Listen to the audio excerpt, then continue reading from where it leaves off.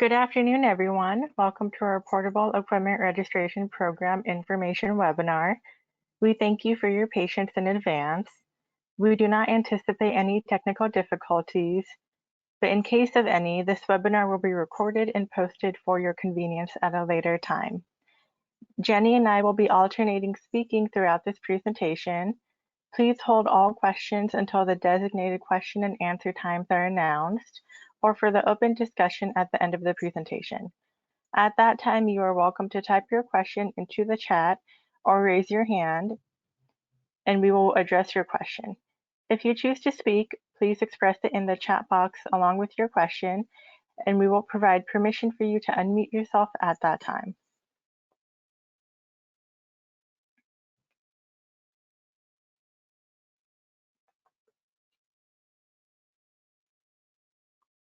Alrighty, Tina.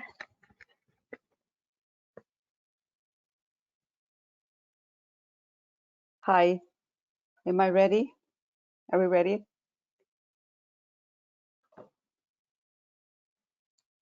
Good afternoon, everyone. My name is Tina Diaz. I am the branch chief of the Citations Registration Enforcement branch. I'm going to take this opportunity to share a little bit about me, since this is likely the first time that you've ever perhaps heard my name and or seen my image. Although I am new in this role, I have been with CAR for nearly 13 years, 11 of which have been in the enforcement division. Prior to this post, I was managing the off-road team in the Car Moyer Incentive Program with a sister division. While in enforcement, I was an investigator enforcing new vehicle and engine certification. And then I became a manager, and I managed in the diesel branch, and I managed the diesel equipment enforcement section, which was responsible for enforcing various diesel regulations, including the off-road construction equipment rule. I also led the updates to the enforcement policy in 2017. And during that time, I met and or coordinated with at least some of you in the audience. The purpose of today's webinar is to have a check-in and to share with you some of the updates that we are making based on feedback we have received. I've been in this role for the last 8 months, and of course, we've been working in our homes for slightly over a year by now. I want this webinar, I want it to be interactive.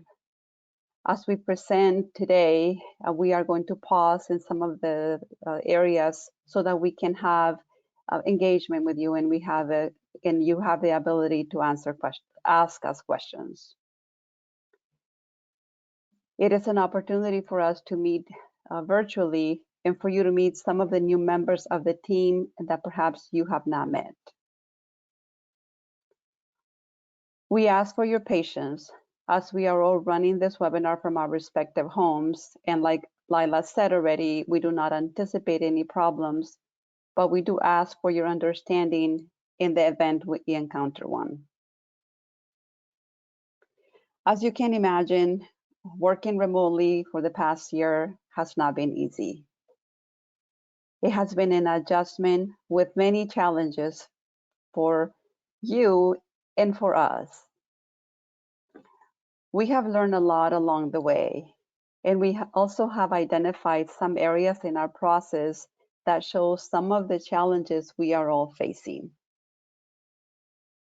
We know you are experiencing delays that may be unprecedented, and we know that you are not happy.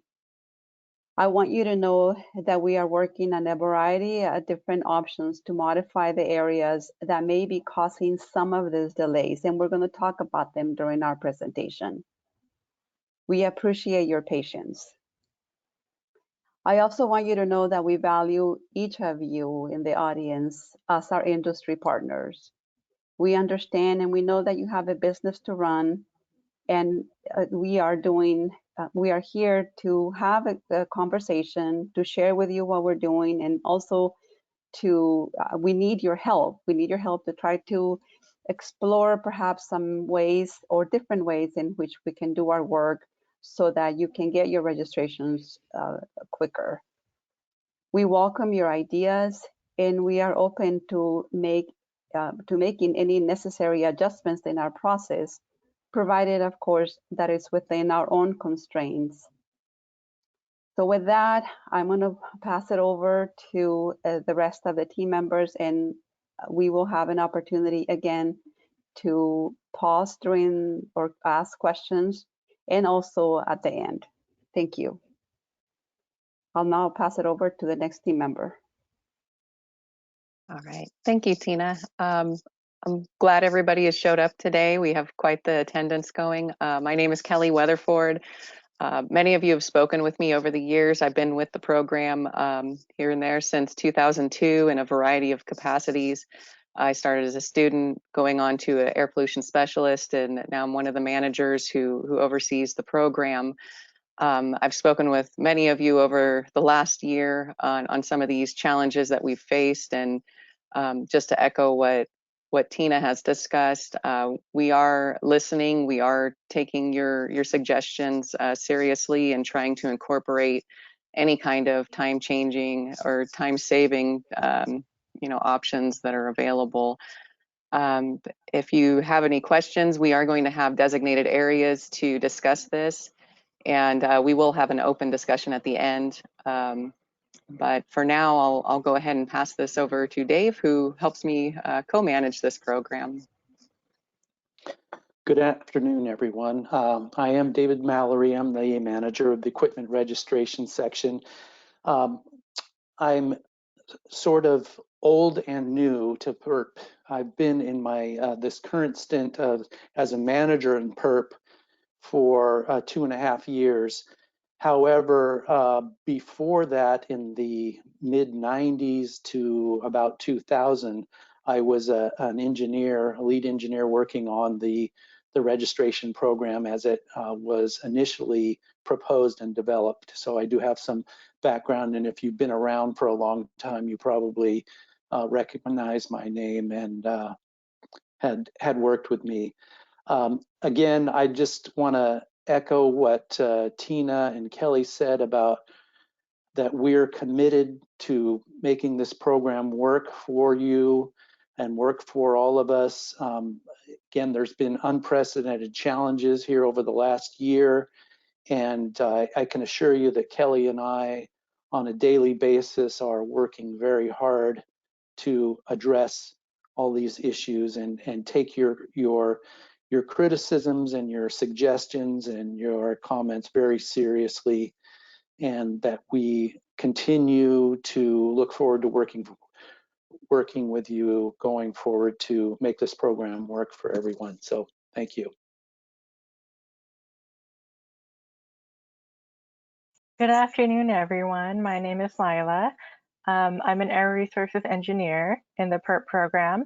I'm fairly new to the program. I started in early November, so I've only been on the job for a few months. Prior to working in this program, I worked at the Doors Hotline, so I'm sure I've spoken to many of you there. I worked there for about 2 years as a technician. Good afternoon, everyone. My name is Jenny. I am an air pollution specialist for the equipment registration section, and I've been with this program for over 10 years now. I started as an air resource technician, and now for the past few years an air pollution specialist, excuse me.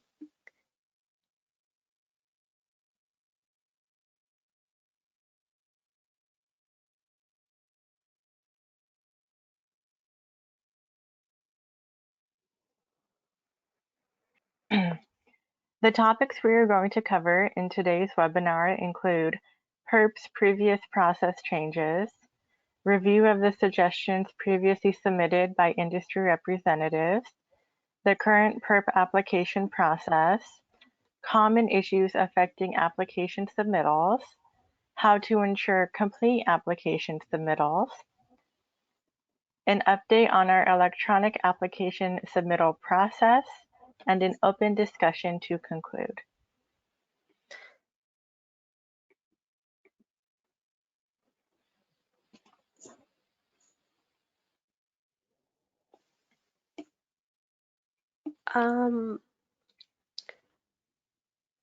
Sorry, I'm having some technical difficulties. One moment, please.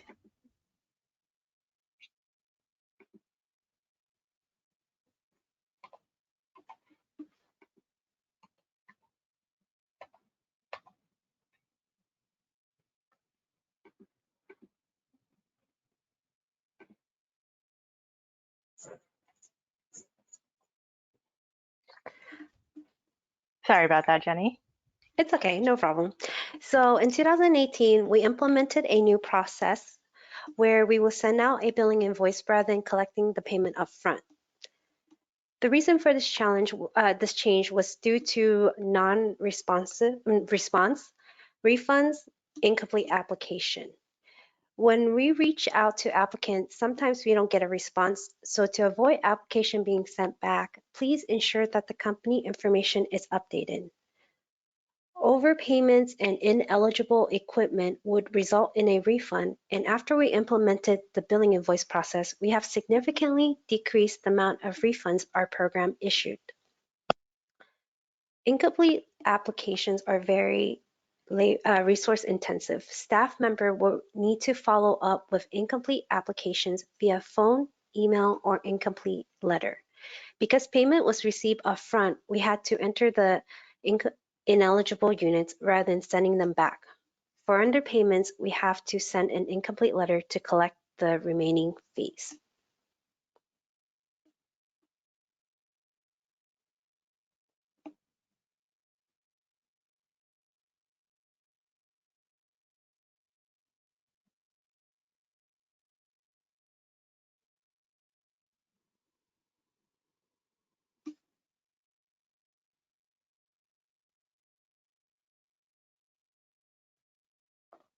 Oh, I'm sorry, I was muted.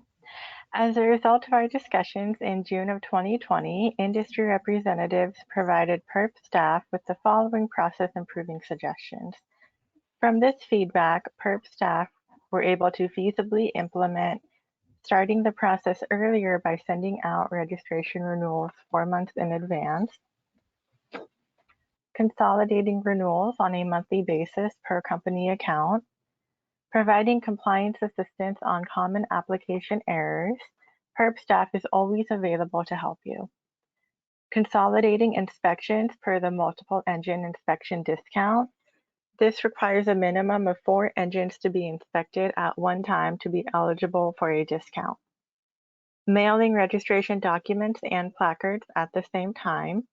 However, due to weight restrictions, the contents must be split into 2 separate envelopes, but they are mailed out at the same time. We are working towards emailing temporary registrations and billing invoices to you. You can sign up for our Gov delivery notices for reminders and notifications from the PERP program. And a regulation change or amendment would be a very lengthy process.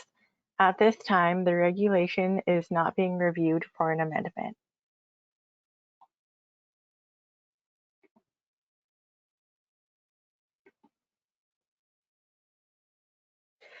This is a flowchart that demonstrates our program process from start to finish. On the first step, our Administrative Service Division at headquarters will send someone to the PO box listed on our application and get the mail. They will open the mail and stamp each application with a date stamp.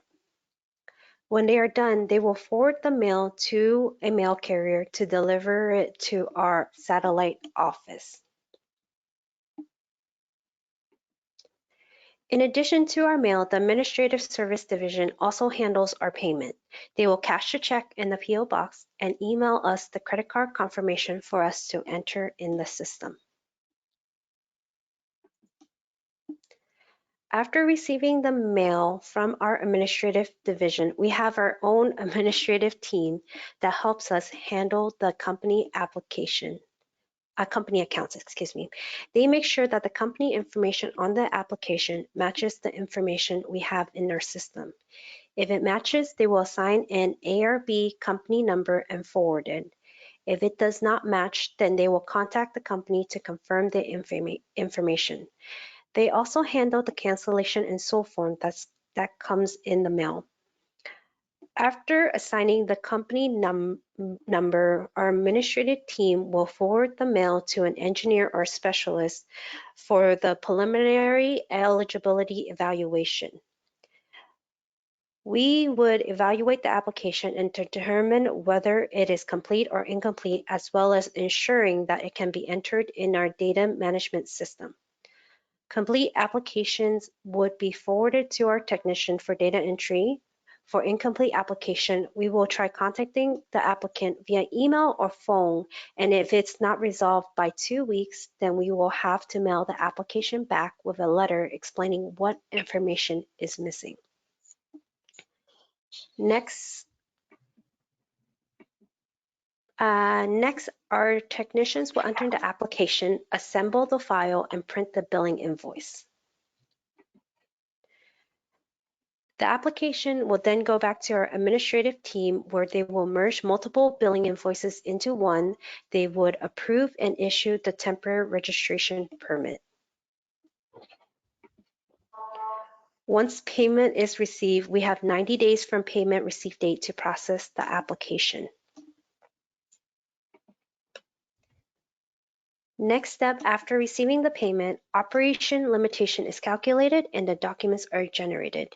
A technician will print out the stickers and prepare the issuance package together. The final step of the process involves another staff member checking to ensure that all the documents and stickers match up before sealing the envelope. And then the mailing package will then be forwarded to our mailroom at headquarters via mail carrier.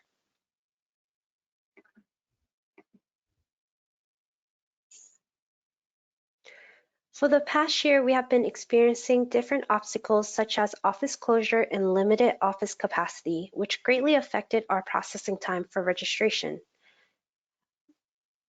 Throughout the year, we were affected by mailing delays and lost mail due to an increased volume of mail being processed through the USPS. Sometimes when we reach out to an applicant regarding an incomplete application, we might have outdated contact information in our system, which result in delayed processing time. To ensure that we are contacting you in a timely manner, please contact us with any responsible official changes. Lost mail and credit card limit are some examples of payment issues we experience in our program. If you have a 2-engine vehicle, Harborcraft, privately owned sweeper, then it is required to be in compliance with those programs before you can obtain a perp registration. These registrations might take a little longer as we do not have access to their program to check compliance. To ensure that your application is being processed, please provide the requested information when contacted by our staff.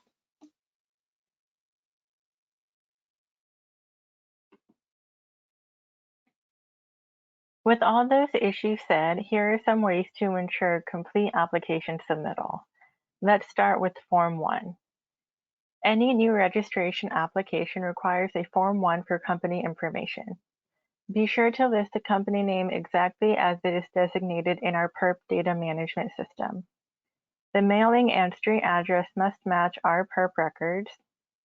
Be sure to check the acknowledgement box above the signature section and provide a signature. As a reminder, every field on every form is a required field unless specified as optional. Here we have our Form 1. With my cursor, I'll quickly walk you through the form. At the top, you would put your company name, and then below we have the mailing and the street address. We have some other contact information here that must be filled out, as well as a few simple questions for you. Below we have our signature section. Be sure to check the box here and complete every box along with the signature. At this time, we can take any questions regarding Form 1. Please type your question in the chat or raise your hand. Your questions will be addressed one at a time. If you would like to speak, please express it with your question and we will provide you with the permission to unmute yourself. So at this time, we do have a couple of questions that were sent. A few are pertaining to the slides. These were not sent out ahead of time. We are planning to post these on the site. After this webinar, we will have the recording in place, and we will be posting this recording on PERP's website. So just to follow up with you all, and we can make these available via email if you prefer, the slides, that is. So if you do wish to receive these via email, please contact Lila, and she'll ensure that we have the slides to you. To go through a couple of these questions that have come through. We have the webinar. Is it going to be available later? Where do we go to update contact info if people change positions? We will be addressing that, the Form 22, a little bit later in this presentation, and you'll have that answer in just a few slides. And then there's also some questions regarding the responsible party and mailing address. And I believe we can address these with the Form 22 discussion. So with that, are there, let's see, there's a couple more filtering in. There's a recommendation for the instructions on the PERP registration be put online, stating that the Form 1 is required to be submitted. I thought we have that, but we'll look into that. I know our instructions have been scrubbed down quite a bit over the last year as we start changing forms to a standardized format, as well as ADA compliance. So we'll look into that. The responsible party or responsible official, can an environmental engineer or manager of the facility sign this form, or does the form have to be signed by a plant manager? The responsible official or responsible party is the person responsible for the equipment and for the fleet. So it would be that person who would be signing off on this application. And there's a question regarding when will PERP move to fully online invoicing and permit applications? We'll be discussing that briefly at the very end. There is some talk about accepting applications via email, and later on down the road, potentially online registration. And it looks like there's just a comment. It says it couldn't find it online myself. I'm not sure what that's referring to, but after this webinar, we will be posting the webinar recording so everyone can access it. There's a general question about the forms. I think where we're headed right now, we're trying to get an idea as to, are there any questions on Form 1? We will follow up with all of your other questions, but for now, are there any specific questions regarding Form 1? And we can expand more on some of these questions towards the end.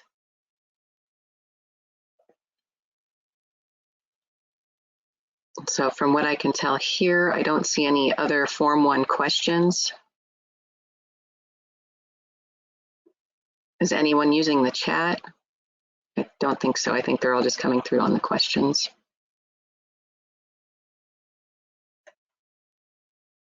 Hey, Kelly, Adam has his hand up.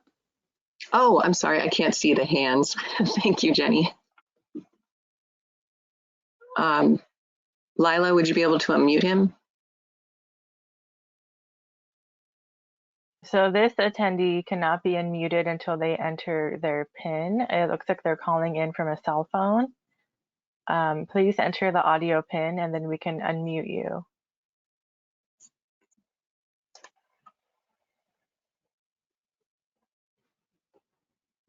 And if you need the PIN number, it's #54369#. Okay, I'll type that in the chat. Can you repeat that, Lila? #54369#.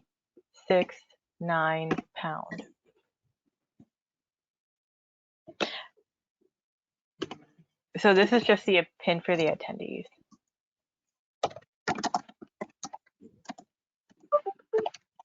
And that's to unmute, correct?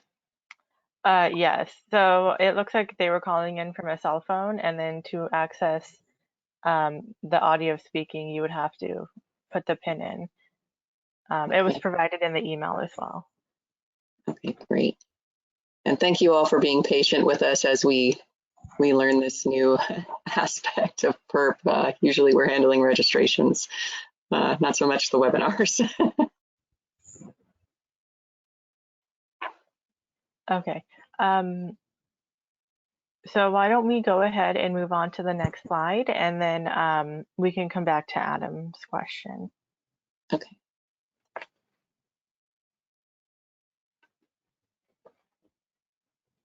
In this webinar, we will primarily be focusing on engine registration forms. Engine forms are a bit more straightforward, and equipment unit registrations require additional engineering evaluations to be conducted by PERP staff. For new registration applications, such as a diesel engine, wood processing, or portable unconfined abrasive blasting registrations, among many, many others, please include the home district. This is the air district in which the registered engine or equipment unit will operate most of the time. This is also the air district where the engine or equipment inspection will take place. Provide the serial number directly from the engine block or equipment unit. If applicable, provide any throughput values in the units specified on the application form. This could be cubic yards per hour or tons per hour, depending on the form. This information is required for concrete batch plants or sand and gravel screening and rock crushing applications. If the form requests a flowchart, please ensure it is legible. For new registrations of diesel or spark ignition engines, please provide the engine serial number and engine family name directly from the engine block, not from paperwork. The engine family name will be 12 digits, alphanumeric, and may have a period as a digit. Provide the highest brake horsepower rating of the engine stated on the engine block. If the engine is an auxiliary engine of a two-engine vehicle or vessel, provide the door's EIN, trucker's ID, or vessel type. For flexibility engines, provide a photograph of the engine's emission control label or other appropriate documentation stating the engine adheres to the flexibility provision.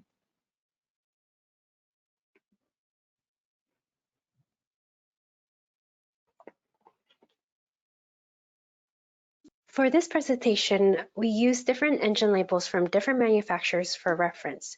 You might have a different engine label compared to our examples. All the information should be displayed on the engine label, but with a different layout. Please refer to our screen as we use a cursor to indicate where the information is located for this Cummins engine. This is an example of an engine label. The engine label is located under the engine casing on the engine block. The serial number of this engine is redacted, but it should be located in this area indicated by the cursor. The model is on the right-hand side of that. The engine family name, engine family name, and then the horsepower is listed. And we require the highest rated horsepower listed on the engine label. If the engine was manufactured under the flexibility provision, it will be stated here.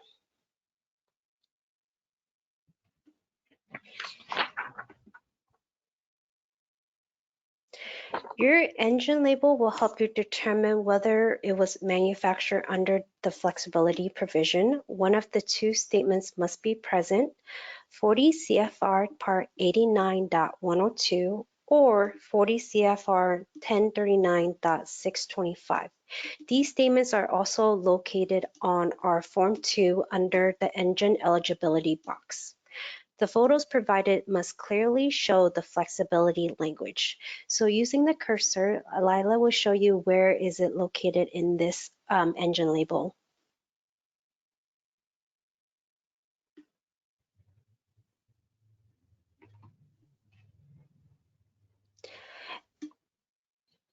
In addition to engine label, we also accept manufacturer documentation as proof for flex engine.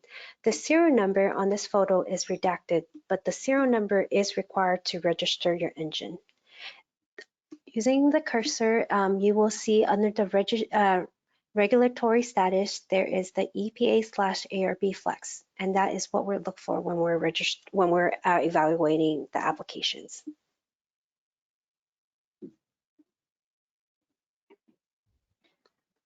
Here we have our Form 2. With my cursor, I'll briefly walk you through filling out the form.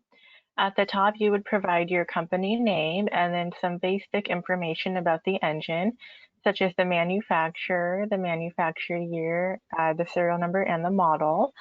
Also, be sure to provide the highest brake horsepower rating. The equipment unit ID portion is optional. And then be sure to provide a home district. You'll have to provide the type of equipment that the engine powers. If the engine is an auxiliary engine of a two-engine vehicle, you'll have to provide additional information in this section. Below, you can apply for a multiple engine inspection discount. You need a minimum of 4 engines to be inspected at one time to qualify for the discount. Below, you'll provide the US EPA engine family name.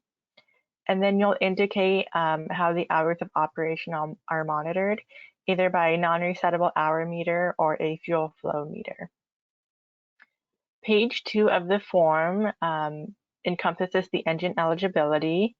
In most cases, it will be a certified diesel fuel non-road engine tier. In other cases, such as the ones we previously discussed, it would be a flexibility engine. And if it was, then you can select that here. In other less common cases, it could be a certified on-highway engine, a resident engine, or it may be approved to operate in hazardous locations. But as I said, the certified diesel fuel non-road engine tier and flexibility engines are the most common engines that we see. At this time, we can take any questions regarding Form 2. Please type them into the chat.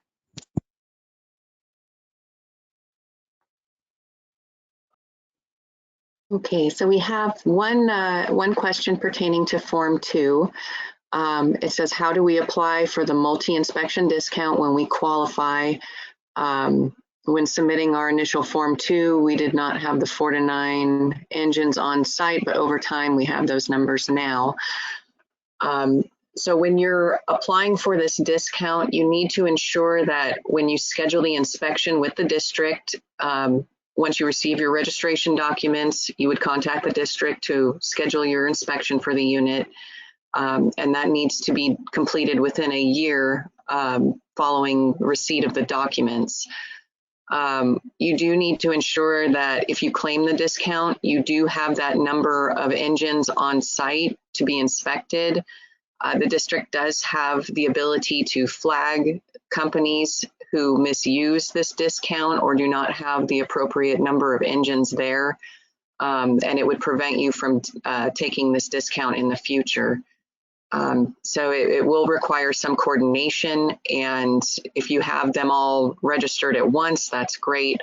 If you have others that are coming up on renewal and you can coordinate that, that also works. You just need to ensure that you have 4 to 9 engines on site, or 10 plus, depending on which discount you're taking. There's a little information that says at the bottom of each slide is being cut off on the webinar software, so they can't read everything that's being referred to. So Lila, if we can maybe shrink the page, I think, to show everything, if that's possible. And this may be a little technical difficulty. Okay, I'll work on it. One moment. Okay.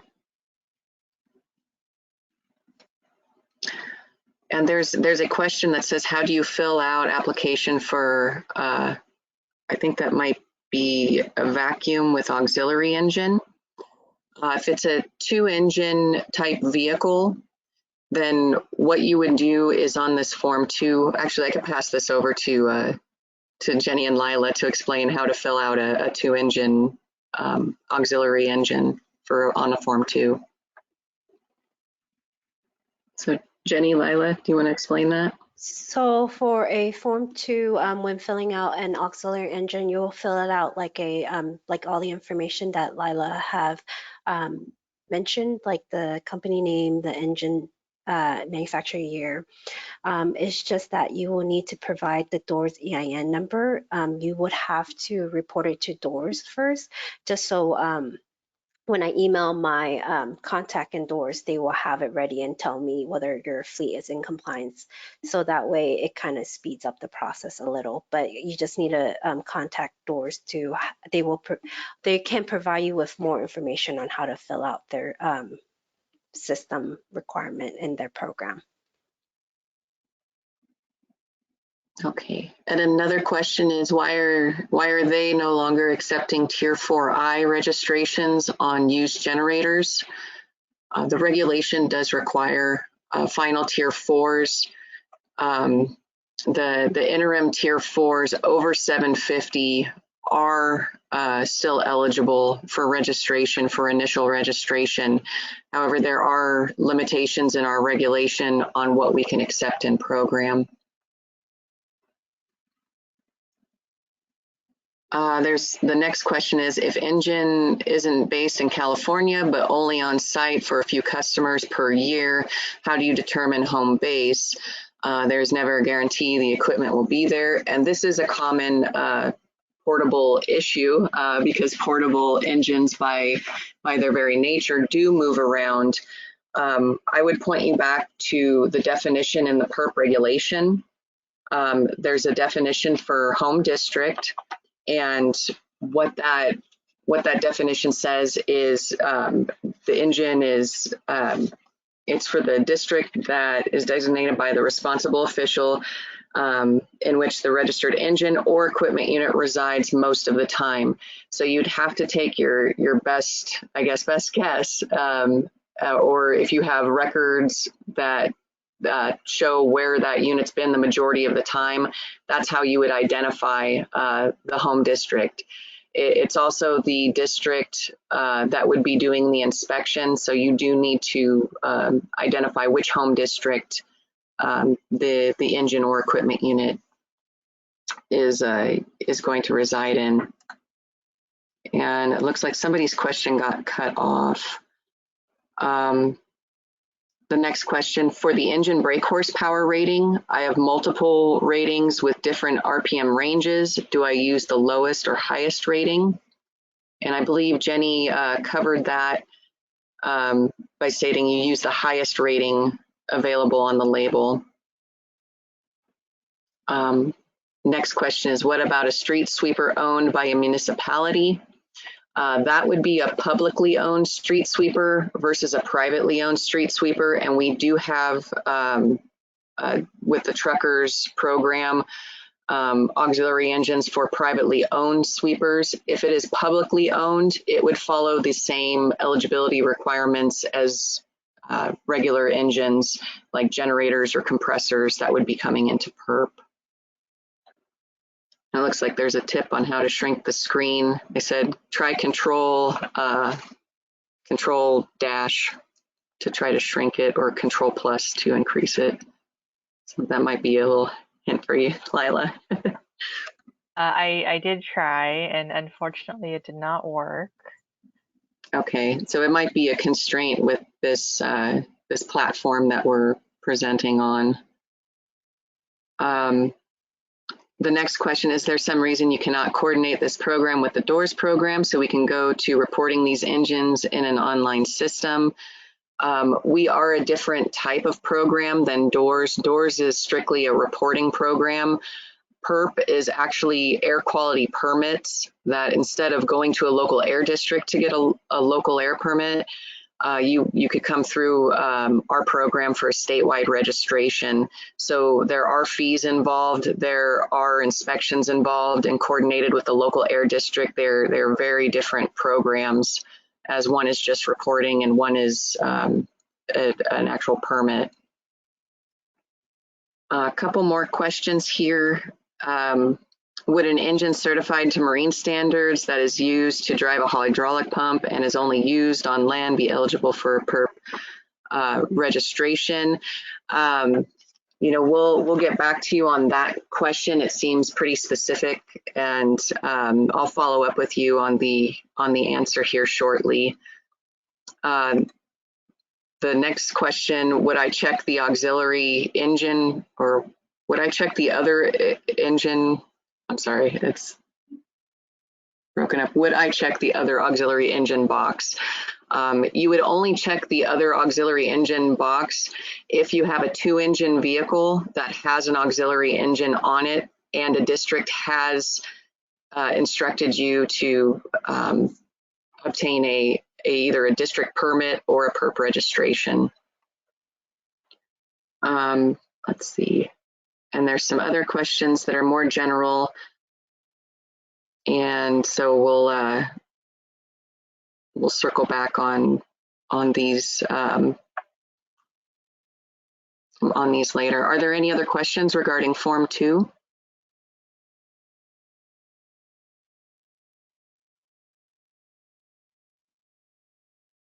Kelly, I don't see any more questions. I think we are good to move to go on to the next slide. Okay.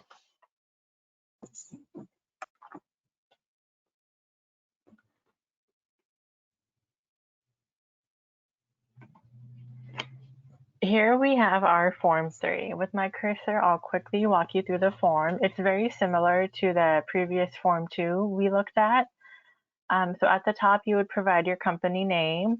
You would indicate what type of fuel the engine uses.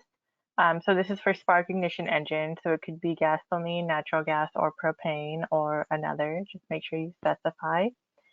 You would provide some general engine information, such as the manufacturer, the serial number, the year of manufacture, and the model. Be sure to include the brake horsepower rating. And the company unit ID is optional. You'll have to select what type of equipment the engine powers, and then be sure to select a home district as well. Below, you can apply for the multi-engine inspection discount. And then underneath that, we have the engine eligibility. In most cases, the engine would be a certified spark ignition engine, 2007 model year or newer. In other cases, it could be a spark ignition engine that's eligible through the perp regulation table 1 standards, or it could be a resident engine or an identical replacement. But the certified spark ignition engine, 2007 model year or newer, is the most common type of spark ignition engine we see. Below, you'll provide the US EPA engine family name, and then you'll indicate how the fuel is used or the hours of operation. The hours of operation are monitored either by a fuel flow meter or a non-resettable hour meter. At this time, we can take any questions pertaining to Form 3. And it looks like we have a couple of raised hands. Kelly? Okay. Let's see. So first, it looks like we have Bob Shepard. So I'll go ahead and allow you to unmute yourself. Okay, go ahead, Bob. The comment actually was on Form 2. And that comment had to do with being careful with the horsepower that you're pulling from the emissions label. Mm-hmm. Because that emissions label is going to show the maximum horsepower of that particular engine family. They're on a lot of the emissions labels, they will actually have a second entry for KW rating for foreign engine manufacturers that will list specifically for that particular engine what the rating is. So, especially on Caterpillar engines that are 9 liter and higher, you're going to actually find that there's a separate label on the engine, 2" by 4" that's actually going to have what they call advertised horsepower, which is the actual rating of that particular engine. And if you compare that to the emissions label, you're going to find it's way different. And especially on flex engines, you could have something that shows 4,000 horsepower for an engine that actually is somewhere in the neighborhood of maybe 175 horsepower. So when in doubt, contact the dealer for better information if there's a doubt. I appreciate your comment there, Bob. We do pull the brake horsepowers from the executive orders that are there. So whatever brake horsepower is used, which is typically the highest, that's the one that will allow us to go through our evaluation and be accepted. If there is a discrepancy with the brake horsepower, we will reach out to you. And if it's a matter of trying to resolve what's on the executive order, we do reach out to our eCars group, the certification folks who handle the certification through the executive orders. So I appreciate your comment there. And you know, if there is a discrepancy, we will reach out and try to work with you as best as possible to resolve that. Thank you. Thanks. Let's see, is there, you said there was a couple of hands up, correct? So it looks like Adam's hand is still up, but unfortunately he has not put the pin in. Okay. So with that, I'm going to put his hand down. And then Bob, we just answered his question. And then I'm looking for any other hands. But in the meantime, you can take the questions in the chat. Okay, and we do have a question regarding identical replacement engines. It says if I'm replacing an existing perp engine because it's tier phased out with a newer engine of the same make and horsepower, is the new engine considered an identical replacement engine? We have not encountered a phased out engine with an identical replacement. We did while they were active. And I think that's the key indicator there is the registration must be active in order to perform an identical replacement, accept a identical replacement request. So if it has been phased out, we would not be able to do an identical replacement for that engine. It would have to be before the phase out date due to the provision in the regulation that states that engine must be an active registration. And with that, I do not see any other questions. And there are no hands. So we can go on to the next slide. Okay.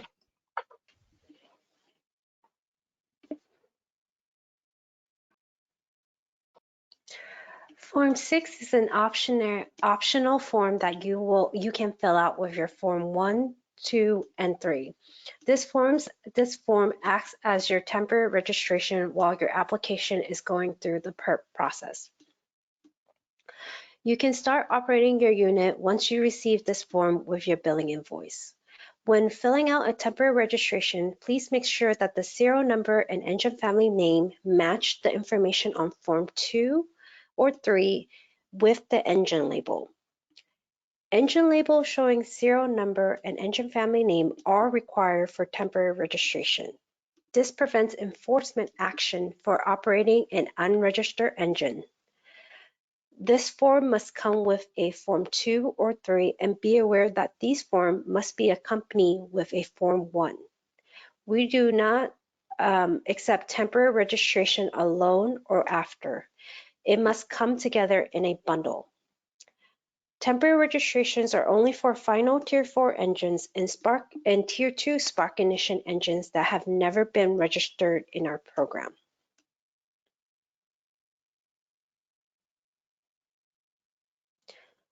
This is our Form 6. So with the cursor, please refer to the screen and we'll guide you through what we look for when we receive these applications. You will fill out your company information on the very top.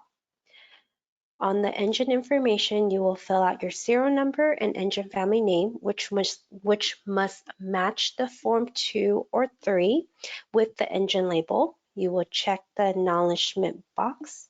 You will print, sign, provide your title and date of signature. Please keep this form. Do not send it back to us with the billing invoice. We will be pausing for questions regarding this form.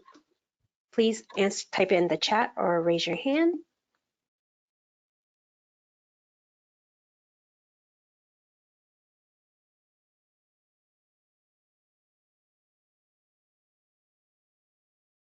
Okay, so I'm looking back here to see if we have any new questions, and I'm filtering through a lot of these questions as they come up. So bear with me.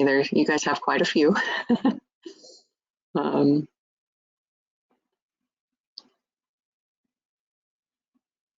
Okay, so there's a question regarding how would one renew an expired perp registration. We will be discussing that in a few slides. So we'll get to that question soon. Is there any questions on Form 6?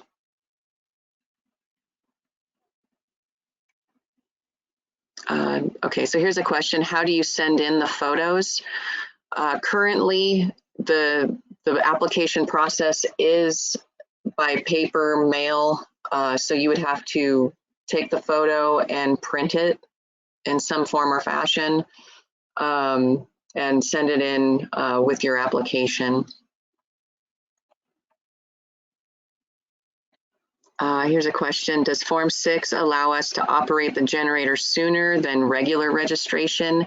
Yes, if you fill out your Form 1, Form 2, and Form 6 for your new registration, if that temporary registration is approved, you may begin operation of your unit once you receive that temporary registration. It's essentially your Form 6 and that lower area down below with the expiration date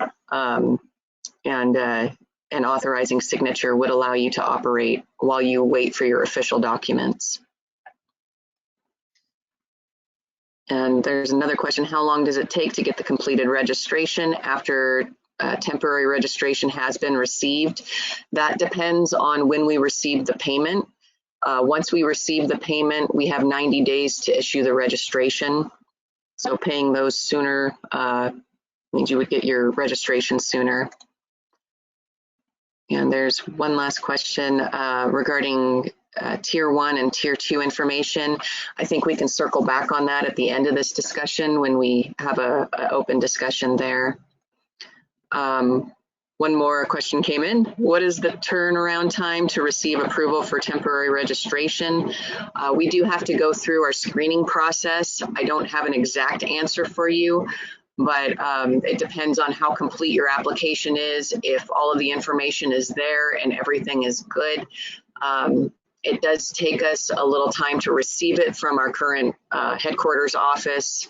And then going forward, we review it. And once it's entered into our system, we send that with the billing invoice. So on average from last year, we were averaging around 24 days, which that could be a short amount of time or a long amount of time because averages tend to be that way. But it's somewhere around a month mark or about a month and a half if everything's going extremely smooth.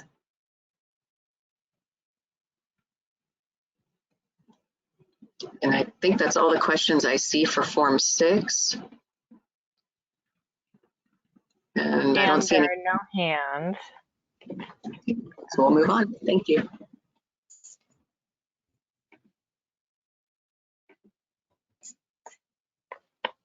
For reactivations of an expired registration, be sure to include the registration and serial number of the expired registration.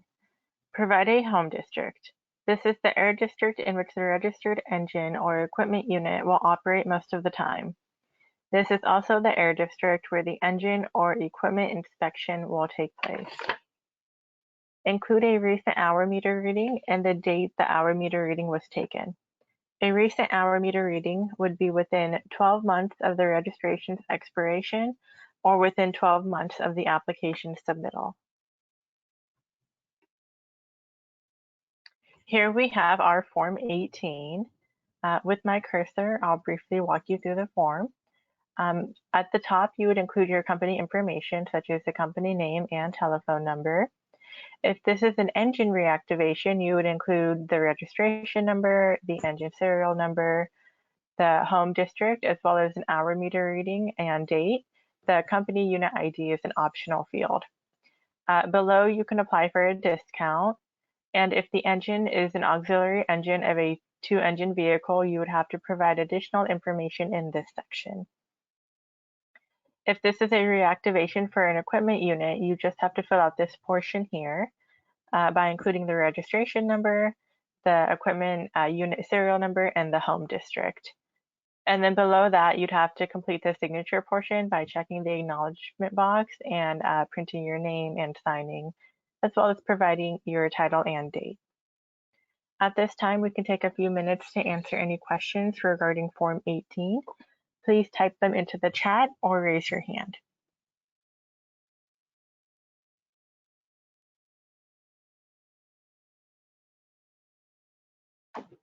Okay. So we have a few questions on the turnaround time to receive the registrations. And we do have a question regarding a specific application. If you have questions regarding specific applications, we can follow up with you. Please contact the PERP staff contacts that we're going to list at the end of this webinar. We will address that with you and follow up after the webinar. For now, we're trying to clarify some of these forms so that way it'll be easier for you to get through the process.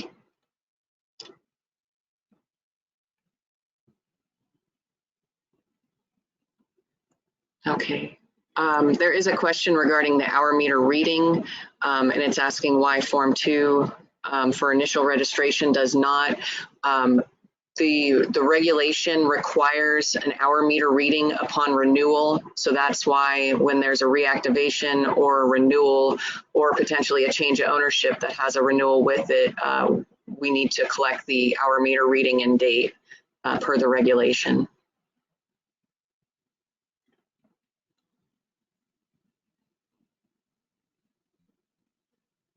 And I don't see any other questions regarding Form 18. I don't see any hands, so we are good to go. Double checking. Yep, we're good. Oh, and one last thing to mention on the Form 18. Similar to our other PERP forms, page 2 of this form requires a signature. I'm sorry, the signature is down here. I'm so sorry, I'm a bit confused. Let's go on to the Form 19.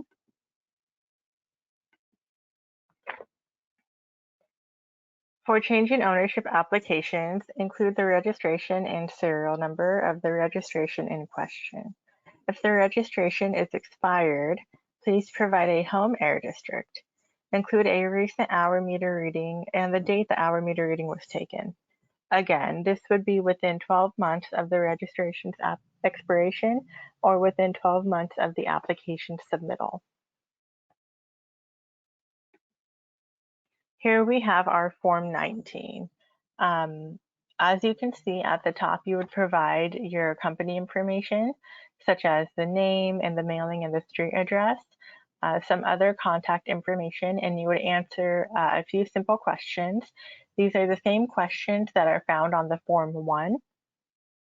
And then for the equipment information, you would just provide the registration number, the serial number. If this is an engine and you would like a discount, you would request that here. And then if it is expired, you would provide an hour meter reading and date, as well as the new home district designation. If this is an auxiliary engine of a 2-engine vehicle, you would provide additional information here.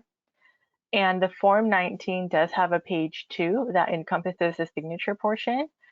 And that's just the acknowledgement box and the printing your name, your title, the date, and your signature, as we've seen on the previous forms. At this time, we can take any questions regarding Form 19. Please raise your hand or type them into the chat.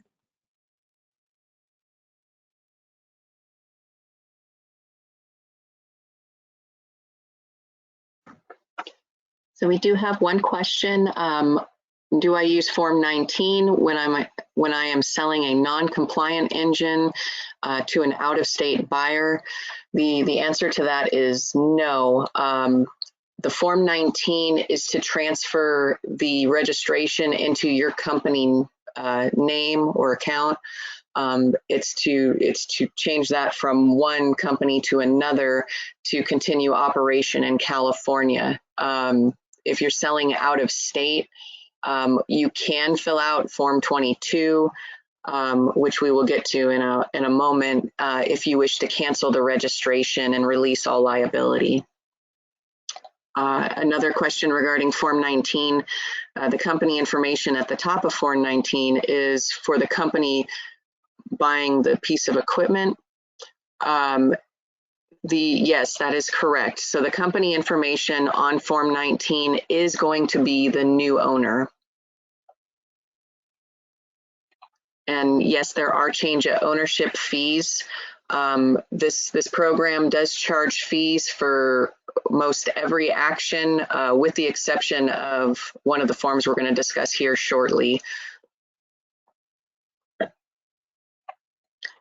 It says, if the engine has already been previously registered, why do you need to collect this information again? Wouldn't it be easier to identify it by the existing permit number? We do collect the serial number and the registration number because over the years, what has happened when we send out the registration documents, sometimes those stickers end up on the wrong engine. And this is a way to ensure that we are registering the correct engine and you're fully covered for operation under that registration number and serial number. In the program, the serial number and registration number are linked. And if there's anything that's off there, if there's a missing serial number or we don't have that serial number in our system, then that could potentially be considered a non-permitted or non-registered engine. And then a question, who pays the fees? That is usually the registrant, although we do know of some folks who will have arrangements to pay for one another. That's really something that perp does not get involved in. That is a business discussion when change of ownerships happen. That's something for the seller and the buyer to determine.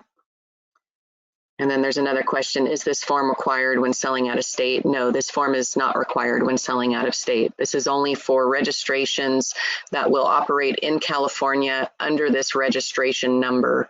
That's when this form is required and there is a permit required to operate that unit.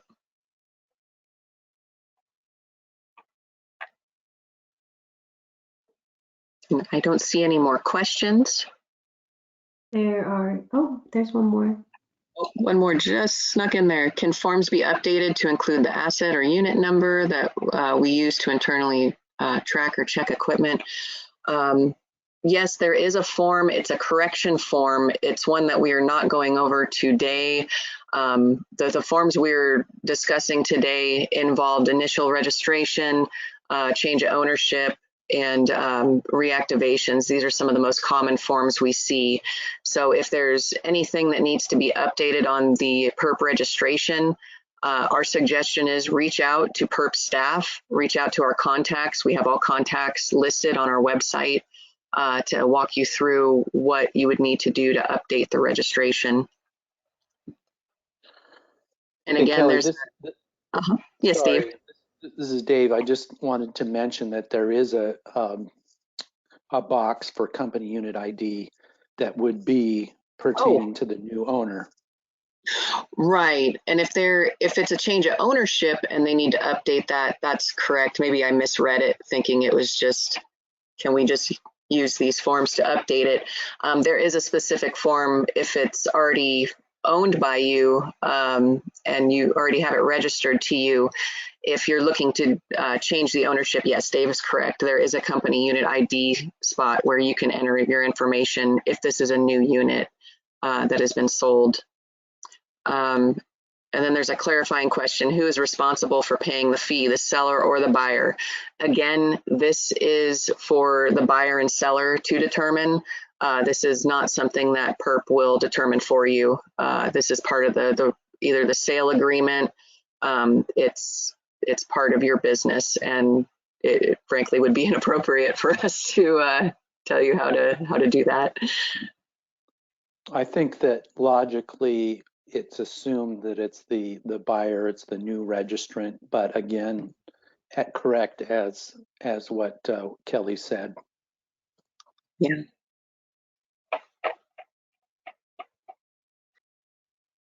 All right, I don't see anyone with their hands up. Oh, one more. Okay, and Malta says, okay, so we'll circle back on this question in the open discussion. So let's go ahead and move on to the next form.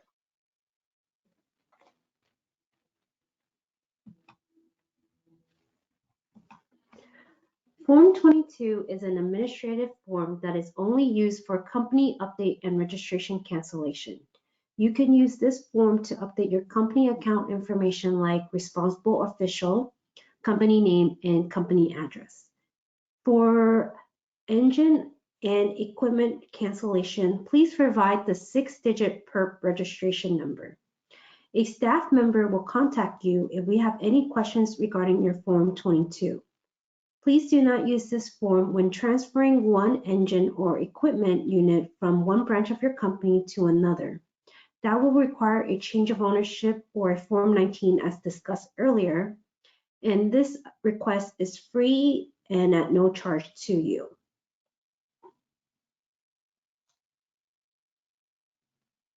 So per the cursor, please look at the screen as I guide you through the information that you will fill out. So you will first put your company name, and depending on your request, you will either fill out the first box, which is company information update or registration cancellation. You will put the 6-digit registration number as mentioned earlier, and then you will check one of these boxes. Please do not forget to sign and check the acknowledgement box. And we will pause for any questions regarding this form. Please type your question in the chat or raise your hand.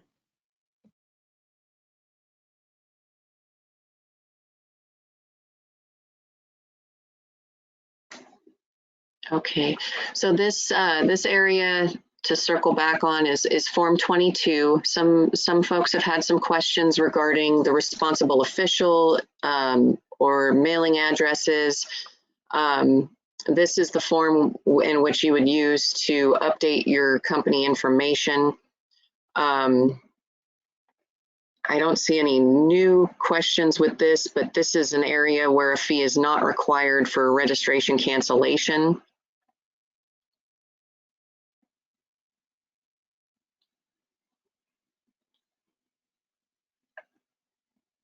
And I don't see any questions. I'll give people just a second to see if anything pops up. Okay, so is there a PERP form for change of name only? Like if the name of the company changes or is merged with a satellite company? This form, Form 22, is the form to use if your company name changes. If you happen to merge into a satellite company and that satellite company has PERP registrations and you want to merge them into one account, that would be more along the lines of a change of ownership. If you wanted to keep some separate from that merger, that's where you would use that form. If all of the forms there, or I mean, all of the equipment there is going to reside under one company, then potentially we could use this form. But we've seen varying things when businesses are bought. Sometimes it can just be absorbed. We can just have a separate account, although you get separate renewal invoices, which makes it difficult. It's not a straight answer. We'll just tell you that. This form is mainly to just update your current company information. If there's mergers or transfer of equipment or anything else like that, please contact PERP staff and we can give you the proper guidance on how to handle that given your situation. A couple more questions. Is there a way to put a different name as the contact for mailing contact purposes rather than the responsible official? You know, what we have in the system is that one contact. I know at some application levels, we can list a different one, but when the registrations do get sent out, it is addressed to the responsible official. And let's see, there's one other question. Do we have to remove PERP placards from assets before they are sold and remove from out of state like a license plate? Honestly, we would prefer you leave the placard and sticker on the unit. That way the new, the buyer would be able to have that and they would know it's registered.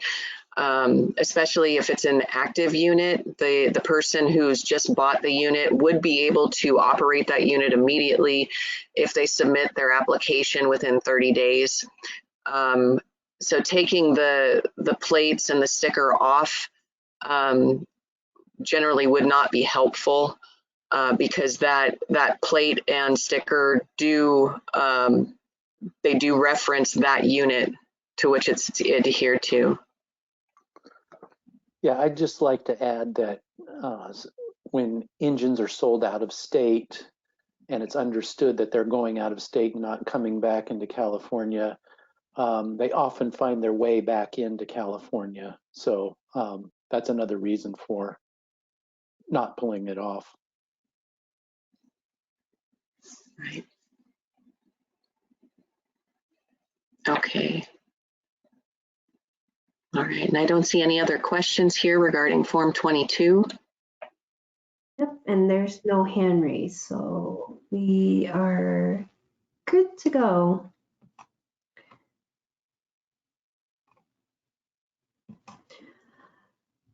Renewal invoices are generated 4 months before expiration date. You must indicate a yes or a no for each unit under the renewal box. We are not accepting payments upfront, so it's hard for us to determine if you're renewing the unit or not based on your payment amount. Please submit a Form 22 if equipment has been sold. Our meter reading and reading date are required, and the reading date must be within 1 year of expiration date. Section 3 is required as it gives us permission to process the renewal.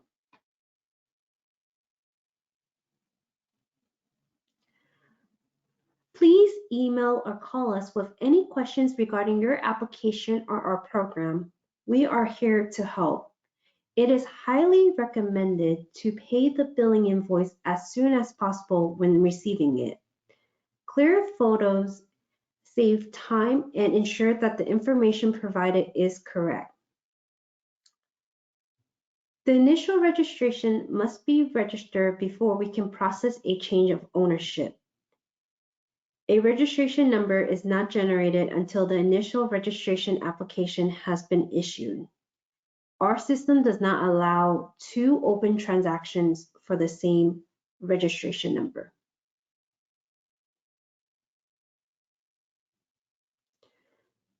PERP is continuously working to improve program efficiency to benefit the industry.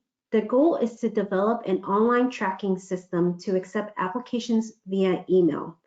Please subscribe to our email notification and we will notify you via Gov delivery regarding the launch date and process.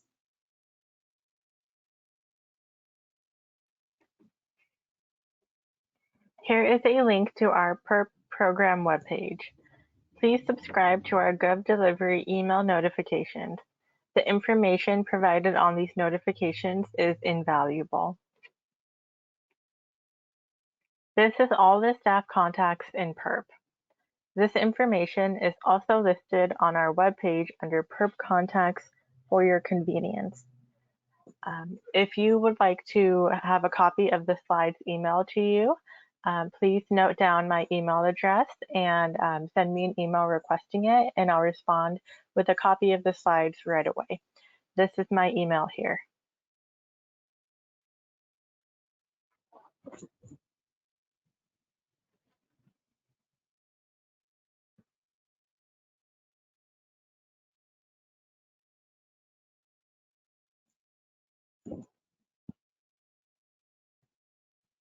Okay, if everybody has gotten that, I'll move on to the next slide. At this time, we will begin our open discussion.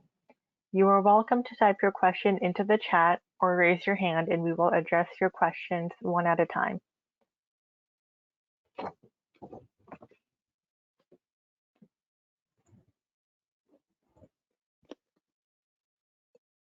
So Kelly, are there some general questions that we may have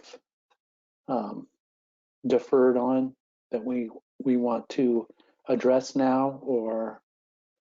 Yeah, so we have several questions. So I'm trying to filter through them all. You guys are very good with the questions today, and that's good. That's what we're hoping for, is that we can provide this opportunity for you to ask these questions and get your and get some answers. Let's see. While Kelly's going through the questions, this is Tina Diaz again. I'm just going to offer the following. This is the first webinar that we've had, if I'm not mistaken, since we went through the rule amendment back in perhaps 2017, 2018. So we appreciate all of you that have stayed the course through this webinar with us. We appreciate your time. The intent of it, of course, was to be interactive and to be able to offer suggestions in where we may need your assistance in checking off the proper boxes, or the submitting the emission control labels, legible photographs, etc. This is also the opportunity, as you think about, for either you put on the chat or offer us suggestions and ideas that we may consider as we continue. We at this time are unclear, based on the governor's direction and our executive management. We are unclear as to when we are going to return to our offices. We are also unclear when we do return, at what capacity we are going to be able to return. So we are looking at a variety of different ways to try to coordinate internally with our internal partners from the different divisions, whether it's with accounting and administration, or whether it is with our IT department and our online application, etc. So those are some of the things that we can tell you. As I said at the beginning, that we are keeping an eye on the ball. We are looking for various ways to continue to assist and streamline and automate this process. It does take time, but we are open for your input. And so hopefully that gave an opportunity for Kelly to sort through the questions, and then maybe at this time, Kelly, you can sort of go through them. And again, if there's questions or opportunities for you that may, perhaps you want an opportunity at a different time to have a more focused meeting, please reach out to any one of us, Kelly, Dave, or myself, or the team, and we can certainly try to set up a specific meeting for you. Thank you. Yes, we're always here. We have all of our staff available.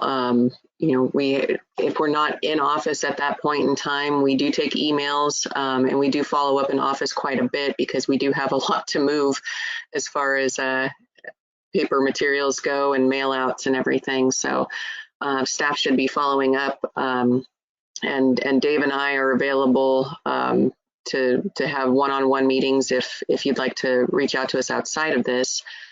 I have been scrolling through some of the questions. There are some questions about specific engines and whether they can operate in certain scenarios. And with those type of questions, I don't think this is a forum that I can answer those in. Usually when we drill into what type of engine is it eligible, if it's like a marine engine or something else like that, it's best if we can get a emission control label so we can further analyze whether it's acceptable or eligible, or if it's been certified. So I think in some of those instances, that would require you to reach out to us with some engine labels or some specifics about the engine. To address some of these more general questions that I'm seeing here, one is there a mailing address that we can use that's not a PO box so they can so folks can FedEx? And there is the 1001 I Street address. Please be aware, though, that is not a pre-sorted address. The PO box is specifically for perp, and it's essentially pre-sorted because everything perp related goes there. And so when our administrative services division collects the mail, they collect from that PO box and it's already pre-sorted for perp. So that would take out any time that it would have to route around the agency. At the building that it goes to, there are a couple of other agencies aside from the California Air Resources Board. And so the most direct way to send those are through the PO box. I do understand through FedEx, you get a confirmation number. You can get it, you can assure that it's been delivered. You have the tracking, but that is an address that you could send it to, is the 1001 I Street in Sacramento. And if you're looking for that address, it's on all of our letterhead. So if you have a perp registration, it's on the letter and the certificate that we send out. But I can also list that. I'll respond back to folks too. I can also I think I would like to add a comment to that, though. Please be mindful that all of us at CARB at the moment are not in the offices for full time. Even our partners in the different divisions, they come in at various times, various days. And not everyone at the same time as well. So just be mindful of that, while we recognize that if there is an urgency, perhaps it is best, again, the method, the normal way that you have done it, and communicate with the staff directly. I just don't want to have false expectations from your end that it's going to get there faster to us because you FedExed it, because there may not be anyone at the building from that specific division to receive it. Right. And so the next question I have here is it possible to receive a 15-day temporary permit until the hard copy is received? Our Form 6 is a temporary registration for new registrations. You would fill that out along with your application, and that's a 90-day valid registration until we get the official documents to you. For temporary registrations, is the original Form 6 required to be kept with the engine, or can a copy be kept with the engine to operate it? Treat the Form 6, if it's been authorized, treat that as though it's your registration certificate and operating conditions. That will be required if a district comes by to drop in to see if the unit is registered. That will act as the registration. So you would want it to be on hand, similar to like the certificate or the operating conditions of the perp registration. There's a question regarding engine breakdown due to manufacturer's defect. And this is in regards to an application, it looks like, that's a little specific. For that one, I would suggest emailing perp staff, and we can look into this further since it's regarding a specific situation and a specific application. And it says, when I get my renewal invoice, I always need to call to find out what perp it goes to, since the invoice only seems to list the application number. Can future invoices have both? And I'm not sure what both is. I'm thinking you might be referring to the company unit ID. Not all equipment has company unit IDs, as it's an optional field. What we list on our renewal invoice, we list the application number, the registration number, and the serial number on the billing invoice, because a lot of times those are new applications and do not have registration numbers. A registration number will not be listed on the billing invoice, but it will list the application number and the serial number of the unit.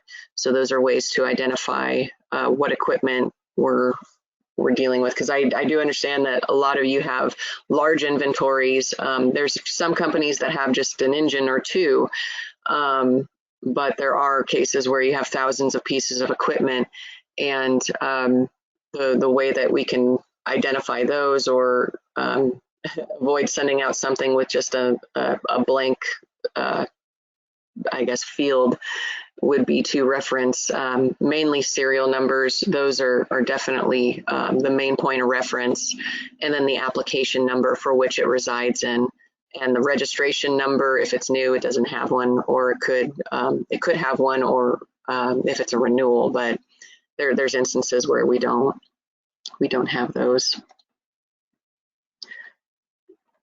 And let's see, so we have a question here. I know some folks are in this same situation. There's where you submit an application, everything's been submitted on time, we've been working through the process, and it's now 2 weeks expired. In case there's an air district inspection, what should I do to prevent getting an NOV? The air districts we've been working very closely with on our current constraints in the office. They've been faced with constraints as well, as much as you guys have as an industry. And a lot of districts are willing to work with you on this. Check our perp DMS. We have a data management system which the local air districts have access to. There's ways that they can input their inspection reports and look up information for registrations. So I would work with the air district on that. If you've submitted your application and you've paid it and you're waiting on the documents, you know, that's air district should understand that based on some of our discussions. And let's see, I have one question here. It's a very long question, my goodness. I think this is more of a specific case. It sounds like maybe somebody mailed something, and just to sum it up, because it is a long question, somebody mailed an application. It may or may not have reached the right location. Should you just resend the application? Dave and I have been handling a lot of mail issues over this last year. If you have mailed your application in and you have a copy of it, please send it to us via email if it's been months and months of time. If you haven't heard anything within 2 to 3 months of your application submittal, definitely reach out to us. If it's only been a couple of weeks, again, we're having a lot of office limitations, and so it may take a few weeks to get to us. But if you've heard absolutely nothing and you're already at a 3-month mark, I would definitely follow up with Dave and myself. Let's see. And there's a question, is it possible for CARB to send placards and registrations in the same package? Unfortunately, we cannot combine the paper documents with the placards. The placards are prone to cutting through the envelopes, and there could be a potential registration lost or the placards lost. And also the shipping weight comes into consideration for placards, because they're basically motorcycle license plates repurposed for perp's needs without the indented, license plate number, of course.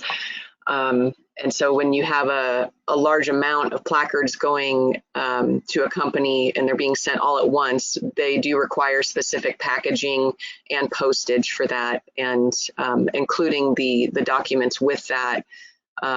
It would slice through or potentially slice through the registration, and we're trying to ensure that you get all of your materials intact and to you.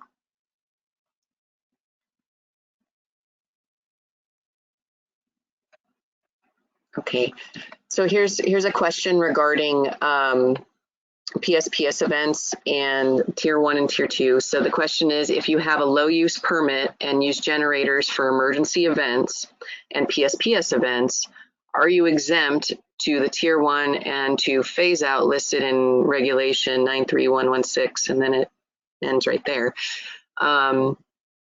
So Tier 1s and Tier 2s, if they are designated low use or emergency use, those do not phase out. If they are operating in an emergency, if you have a low use designation, emergency events do not count towards the hour usage. The Form 40s, if there's an emergency event like a natural disaster or something to where a Form 40 would be used, if the unit is not registered, a Tier 1 or a Tier 2 could be used in that situation. You need to fill out the Form 40, submit it to us to cover the engine for operation during that event. And that is the only time that a full use Tier 1 or Tier 2, well, Tier 2s can still be full use because they haven't phased out completely yet. But Tier 1s at full use, if it's in an emergency event type situation where a Form 40 would be used, as long as that engine is certified, that would be allowed. There's a couple more questions here. Will the new electronic submittal system allow for online payments to be made as well? There is an online payment portal that you can use. So you can use that now, and that information is listed on the billing invoice. It's only for credit cards at this point in time. But this new electronic submittal system would just be emailed applications, and then a way for us to email registrations or notifications to you instead of using the mail. Okay, and there's a couple of questions here regarding registration number, company ID number, and serial number. Again, we usually don't post the company ID number because a lot of folks don't fill that out. I know there's some companies where that works really well for you. However, there's some instances where it's just blank fields, and the numbers that we refer to are the registration number and the serial number. Company unit IDs sometimes are not unique, and that adds another layer of challenge, because if 10 engines are assigned the same company unit ID for one job, we would not be able to discern which one is which. And I understand some folks make sure that they're unique for their needs, but there's so much variation there that in order for us to move your application along in a quick manner, that's why registration number and serial number are the most referenced numbers.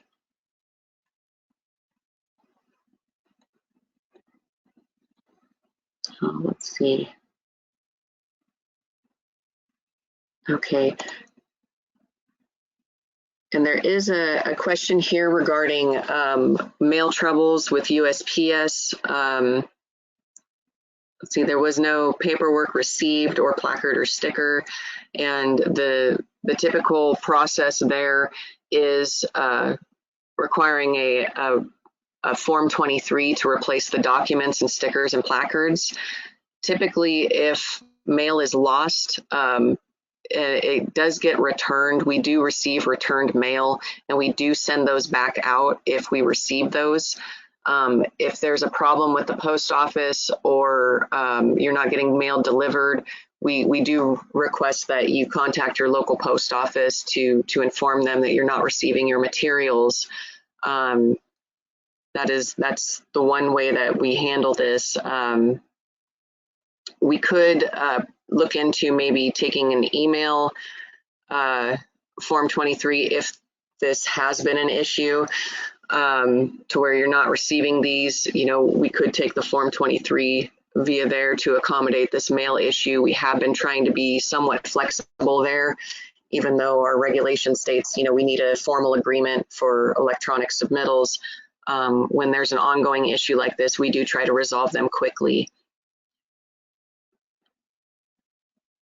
And I think there's a question regarding a web-based portal.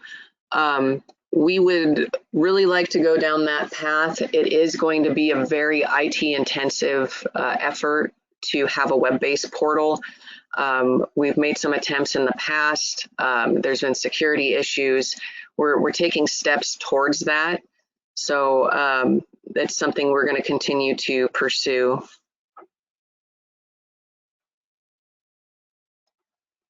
And let's see, somebody is asking for mine and Dave's email. We'll go ahead and post that in the chat, so that way you can have that as reference here.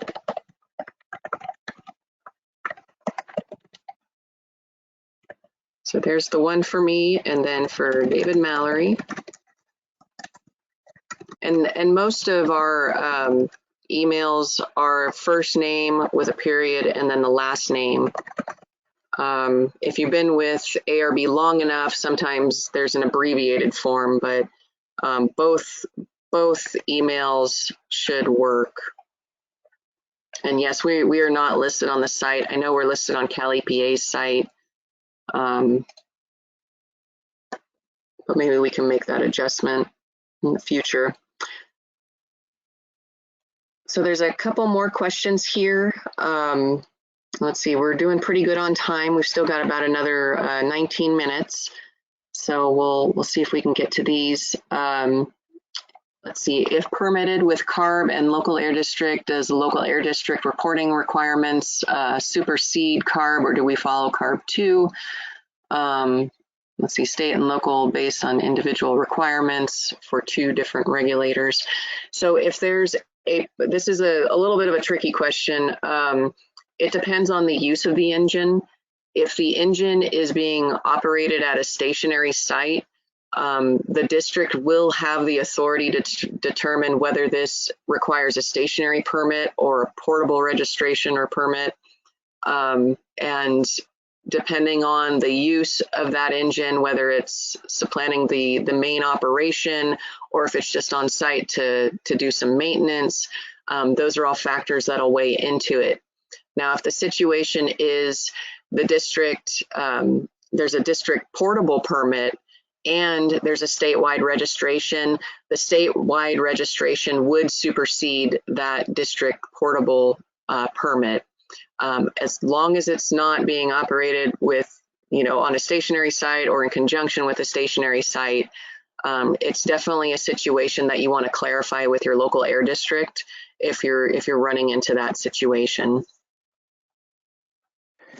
Yeah, the answer to that question is very district specific and very site specific and use specific. So I think you have to kind of deal with it on an individual one-by-one basis. Right. And let's see. Okay, so there's a couple more here. There's one question that says regarding the past constraints of this year. What's holding PERP back from accepting documents via email rather than mail? Seems that some of the backlog is due to papers going through the mail system. That's true. We're also dealing with a very high volume, as many folks experience. You weren't able to go to your offices, and we have seen the catch up of that. So what your backlog is now our backlog, is essentially what it's turned into. We are making steps towards doing emailed applications. Our regulation does specify that an agreement needs to be in place to accept applications via email and to send notifications and registration electronically. So that is one portion of it. Another is we are working through IT security issues, and all the requirements that are necessary in order to implement something like that. So it's not something that we've ignored. It's something we've been working extremely hard on over the last year to try to break through a lot of the requirements and make sure we're adhering to those. And so we can get something in place to where we can move applications a little more expeditiously. There's a comment here that says, not true if company owns the unit, they will need local district permit. I'm not sure what that's in reference to, but if it's a permit, if there's a permit required, the district does determine that. If the company owns the unit and is operating it in California, typically there is some form of permit required, but again, you'd have to talk with the local air district regarding the specifics of the unit and of the operation. And then there's another regarding PSPS events. Let's see, and there's a suggestion to contact the local air districts if someone has a perp generator operating in a PSPS event. We would wholeheartedly agree with you. Dave and I have been very much stressing that if there's a generator that needs to operate during PSPS, please reach out to the local air district that has that jurisdiction where you'll be operating. It is very important to reach out to those folks. Some districts may not be having a PSPS event. Some may have that, and each district is different in what they require sometimes. So some may consider it a stationary source. Some may allow the use of perp. It really is going to vary district by district and based on their air attainment status.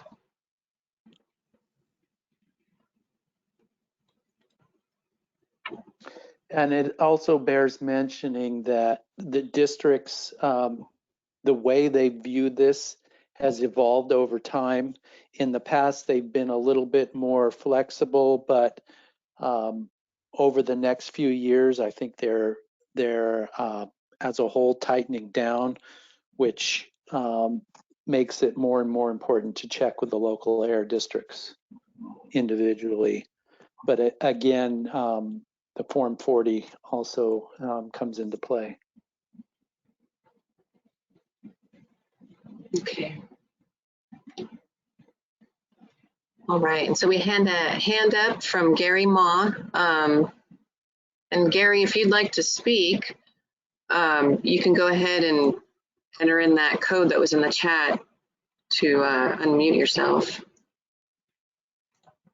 Kelly, I think maybe Gary would have an individual PIN number that was sent to him in his email. Oh, okay. I'm not sure if it's the same one.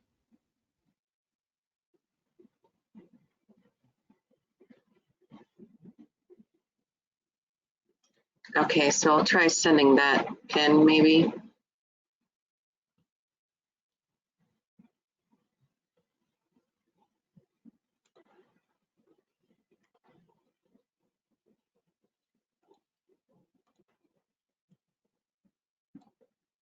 Okay, and I did lose my question block. I don't know what happened to it. I have my chat, but I don't have the questions any longer. So sorry, I was trying to make a really solid attempt to answer all your questions. You guys just have way too many for me to type as fast, and I'm a fast typer. So I think if you have any further questions, if you can put those into the chat. Kelly, I'm monitoring the question tab, and there is currently no updated question. And Okay. At this time, I'll unmute Gary so he can speak. Okay, great. Go ahead, Gary. Hi, can I be heard? Okay. Yeah. Okay, great. Well, thank you. Thank you for this webinar, first of all. I just wanted to kind of reiterate my comment about the web-based portal and kind of why I think that's an important tool that it would be really nice for perp registration holders. I'm sure this applies to other businesses. I'll just take an example of, say, like a college campus, a university campus. So, we have perps. But there's also a lot of equipment coming on campus that is contractor owned, or that are, utility folks are renting. And, just sometimes they just don't come with the paperwork. And I'll have someone say, hey, it's got the tags, I don't see the paperwork anywhere. And kind of just in the heat of the moment, when the construction is about to happen and work's ready to get going, it's really nice. Would be really nice to be able to just look that up on a website and say, oh yeah, it's here. Like, I'll just print it out and bring it over to you, and we can keep it with the unit. So it's not just perp holders, people who own perp equipment. It also would be really nice for people, companies that have perp coming onto their site as well. But I just wanted to reiterate that point. That's all. Well, thank you for your comments, Gary. We agree with you. Again, we're trying to pursue a better approach with our program. We're taking steps towards online registration, and again, it is a pretty big endeavor to take on. Anything with the state comes with challenges when we're trying to establish new ways to address our processes. But we are definitely looking towards that as a possibility in the future. Hopefully the near future. We're really keeping our fingers crossed that we can make some really good advancements here with this email application tool that we're developing, and taking steps even further forward for online registration, because that would potentially tie in. And I know that that's been a suggestion for many years from industry. From our perspective too, it would help program as well, being able to move these applications along, and it would definitely help industry to look up their equipment. You wouldn't always have to reach out to us just to find out what's there. Like you said, if there was access to your documents, you could have it right there, and instead of having to reach out, you could manage your own fleets, all of that. So I do appreciate your input there. I think that's a direction that we're looking to head in the future.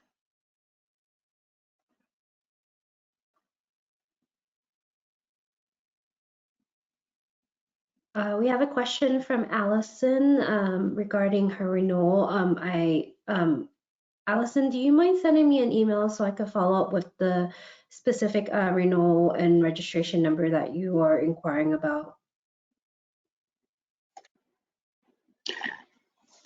Yes, and so if you made any comments regarding a specific application you have and it has not been addressed in this forum, please follow up with one of the perp contacts on that application, and we'll look into it. I don't want to discuss the particulars of your equipment with everybody else on here. We still have approximately 100 or so folks on the line. So we can dig into that and look into that further if you haven't received something. Again, if it's only been a week or two, it's going to take some time to get through the process. But if you've been through the process already and you're waiting on documents, and it's been a substantial amount of time since you made that payment, definitely reach out to us and we'll look into it. Or if there's been challenges with your application, you can reach out to staff. And again, I put Dave Mallory's and my email address in the chat, so you can send us a follow-up email. And again, if you want to meet with us, we're open for that as well. We've taken part to some conference calls. We've had some sit-ins with folks, so we'd be more than happy to chat with you there. And again, I apologize. I was really trying to keep on top of these questions. You guys just, you did a great job of generating questions. I tried to answer a few, and I think at this point it's kind of faster just to speak back and forth on those, given we have about 6 minutes left. But if there's anything that has not been answered, please feel free to reach out to us outside of here.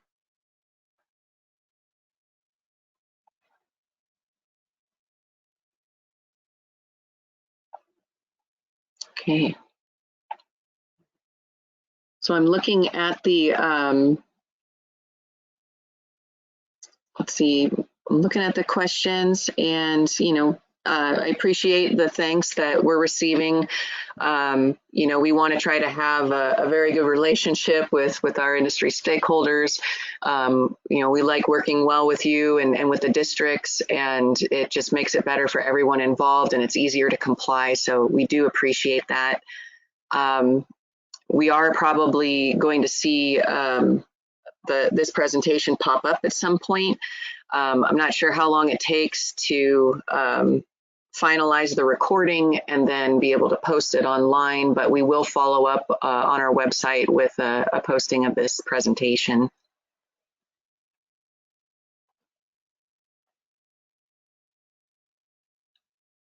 All right, so I think with that, I'm not seeing any more questions, and I don't see any other hands raised. We do appreciate you for your time today. I know it's been 2 hours solid of perp, but we do appreciate you stopping by and joining in on our webinar and asking the questions. And, we hope going forward, we'll have some improvements ready for you in the next upcoming months. But if anything pops up in the meantime, please feel free to contact us. We're available. So again, thank you, everyone. Yeah, Hi, I just Kelly. want to Oh, I'm echo sorry. what go ahead, Lila. I'm sorry. There was a note from Tina saying that there would be a 2 to 3 week delay in posting the recording of the webinar. Okay, Right. so it'll take some time, but we will follow up with it. If anyone would like to see the slides, perhaps we could forward a general email out. I don't know what we can do with this webinar type platform, but we'll see if we can get the information out there as best as possible. Yeah, I just wanted to echo what Kelly said about reaching out to us individually. Please feel free to reach out to me if you have any questions or issues. I would enjoy talking with you.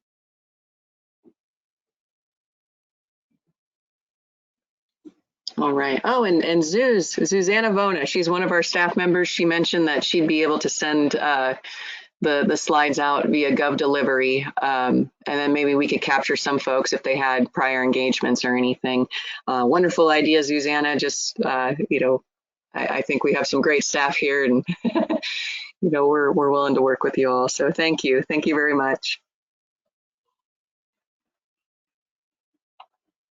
And I just wanted to make one more statement, and that is, if you have any ideas or suggestions, I think the web portal that Mr. Ma already mentioned, that's something that we are all in support of, and working internally with our partners internally to get to that point. It is, we do work for an organization that, which is a state government, that we have our own sometimes internal constraints, and because of that, we may want to work faster, as an example, and getting this web portal posted faster. But like Kelly mentioned earlier, there's a variety of things that we need to take into consideration, not just as a state agency of CAR, but also in collaboration with other state agencies that oversee the technology, and that is dealing with security issues. So we are moving in that direction, and we will continue to carve at it as as best as we can. Thank you for being here, for joining us virtually from wherever you are, and do reach out if you are interested in having a more focused meeting with any one of us to share your ideas and suggestions for further improvement in our process. Thank you very much, and I hope you enjoy the rest of your afternoon and stay safe. Okay. Thank you, everyone. Bye-bye. Thank you. Thank you.